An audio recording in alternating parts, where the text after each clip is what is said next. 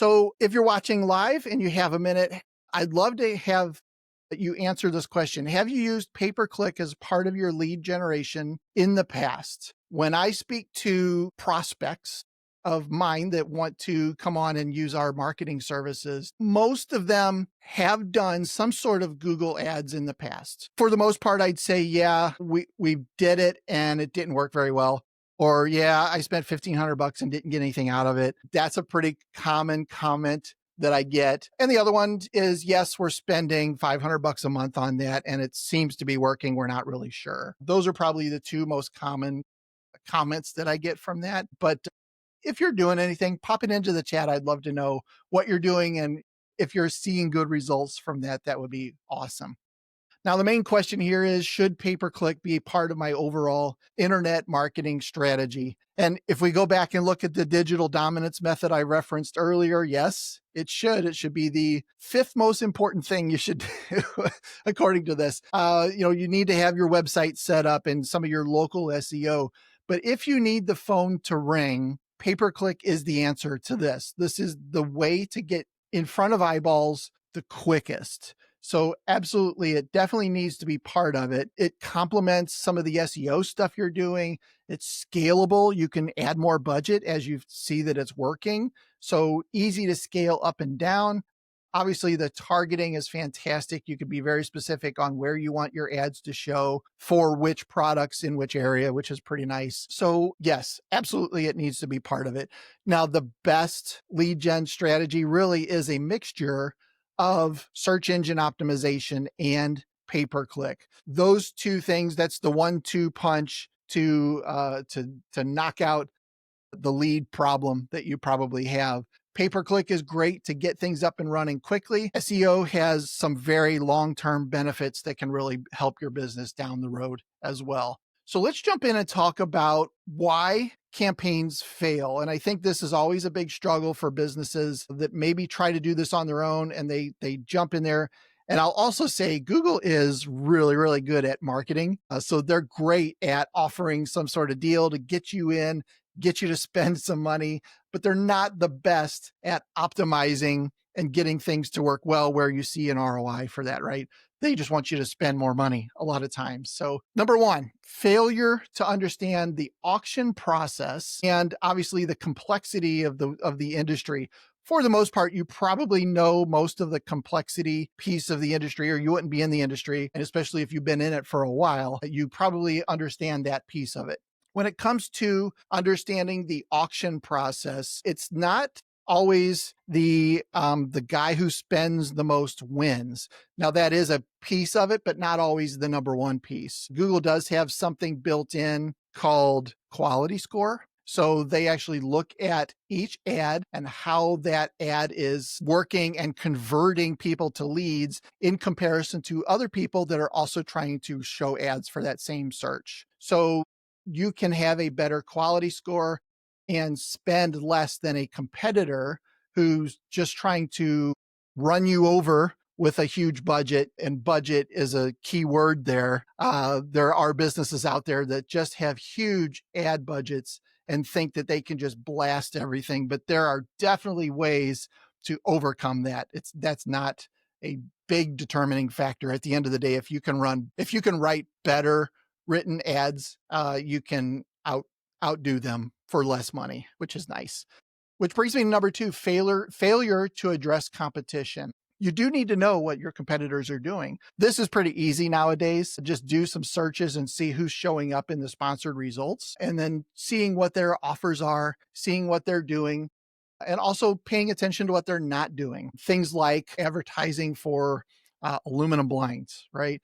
Most all of our clients say don't spend any time on that because you're up against Home Depot and Lowe's, and you're also getting tire kickers, Craigslist shoppers as part of that demographic. So, you definitely want to know what people are not spending money on as well. So, as with that examples, always make sure that you're looking at the competition. Don't just jump in blindly and say, this is what we're going to start advertising without understanding kind of the environment around you. Another thing is your budget is spread too thin. Prioritizing everything or promoting everything instead of just prioritizing the winners. So a lot of our clients early on will prioritize motorization, retractable awnings, things that have bigger margins on them. They can start getting those to sell. Then that revenue will fuel some of your other campaigns that are maybe not as lucrative, but still add to the bottom line. So one thing you don't want to do is just toss out a whole bunch of ads about a whole bunch of different products and not really have some sort of a strategy behind that individually by product or service. Another thing is not setting up the campaign structure correctly. So I kind of mentioned this or alluded to this previously, building just one main ad group that says, I want to reach everybody that says roller shades or retractable awnings or custom drapery or cornices, all of that kind of lumped in together. That can lead to disaster, and that can lead to what one of the big comments that I get, which is, yeah, I spent $1,500 and didn't get anything for it. Most likely they just lumped everything into one. And again, Google makes it very easy to do that. So, that's part of the problem, I guess, that you could say is lumping them all together. And we'll kind of talk about structure related things a little bit later on. Poor targeting leads to wasted money. Targeting, obviously, the right products, the right areas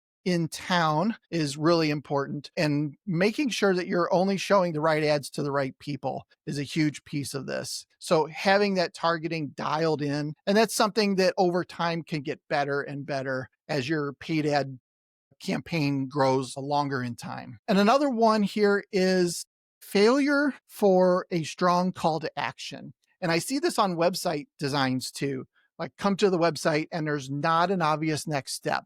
The same is true for your ads. You really need to have some sort of a call to action there. Hey, take action, call us now, see the details, that kind of stuff. Learn more is another popular one. But having that both in your ads and then on the landing page as well. So making sure that when they land on a page, when they click on an ad and land on your page, that there is an obvious next step there, whether that is most likely a schedule appointment button or something along those lines, making sure that that is really obvious, that they know exactly what to do next when they land on that page. It could also be that they pick up the phone. So make sure your phone number is big and bold and obvious so that they can dial that and set an appointment with you. And then another reason that these campaigns fail is not tracking your results. So you don't know if it's working or not. I mentioned this earlier on.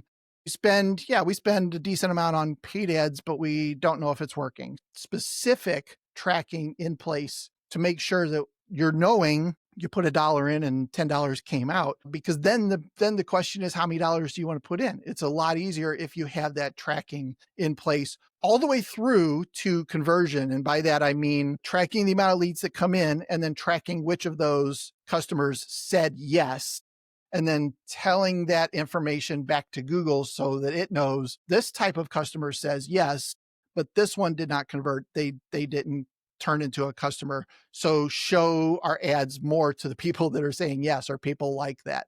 So having that conversion tracking in place can be huge. Creating a campaign and then just letting Google do everything. There's a little bit of a joke in the agency world for me where our phones are blowing up every day from Google representatives trying to help us optimize our campaigns.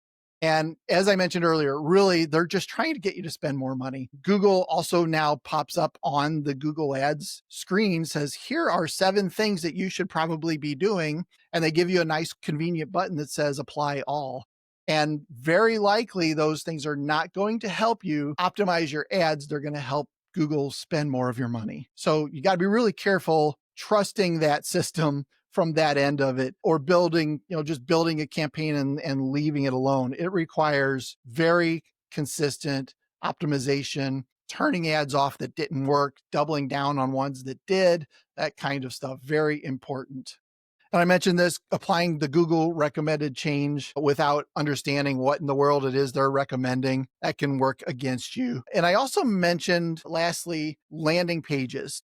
So sometimes we'll come across, actually pretty often, we'll come across clients or customers that are running ads and they're just dumping everybody to their homepage. No matter what the ad is, no matter what product it is, they just dump them to the homepage. So instead, drive them to your product page that matches the ad. So if you're running an ad for shutters, drop them to your shutters page. Even better, drop them to what we call a landing page that is all about shutters. So everything is congruent and matches, and there are not a ton of distractions. So there's no top navigation where they can go look at the about us and they can go look at this. The purpose of a landing page is simply to get that lead to convert, pick up the phone, or schedule an appointment. Driving them to the right page can ultimately help you increase your conversion and optimize what you are spending money on. So let's do a quick Google Ads overview, kind of give you the 10,000 foot view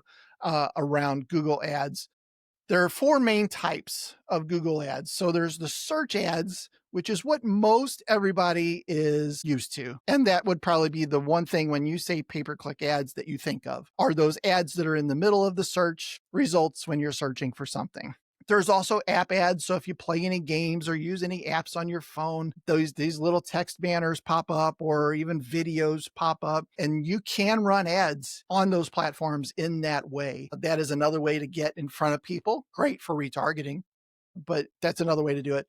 Video ads can be a combination with the app ads too. You can run video ads in an app, but you can also run video ads on YouTube. So think of those pre-roll ads that you have to skip if you don't have like YouTube Premium. You might see video ads, but it's a great way and a unique way, as it says here, to share your story, really make your business come to life. I also see a lot of clients that'll use the roller shades going down or up. That grabs attention, and that's a great video ad way to go about doing things. And then last is display ads. So promote what you're up to on other websites. And Google has this huge network of websites where you can actually show your ads when they're relevant on other websites, which is pretty cool. Thanks for tuning in with us here at Window Treatment Marketing Pros. This was just one piece of the conversation, so let's keep it going. Click right here for the next part, and we'll see you there. Subscribe for more marketing tips for window treatment and awning companies.